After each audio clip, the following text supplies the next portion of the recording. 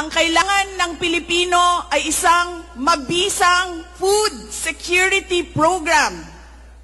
Isang programa na tutugon sa problemang pinakamalapit sa bituka, ang gutom.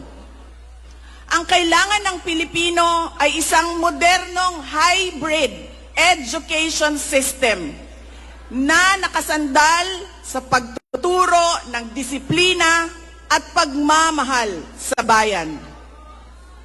Ang kailangan ng Pilipino ay isang tunay na universal healthcare system na tutugon araw-araw sa lahat ng health centers at hospitals at hindi lamang sa mga supporters ng politiko.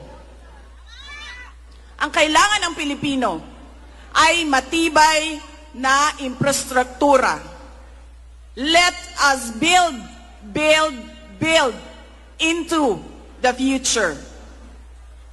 Ang kailangan ng Pilipino ay oportunidad sa hanap buhay at trabaho dito sa loob ng ating bayan. Masakit sa kalooban nating lahat ang kalagayan ng maraming nating OFWs na malayo sa kanilang mga mahal sa buhay.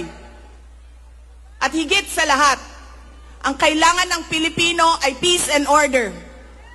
Kailangan nating ganap na puksain ang kriminalidad, illegal na droga, terorismo at insurgency sa pamamagitan ng makatotohanang non-partisan Philippine National Police na suportado ng ating sandatahang lakas.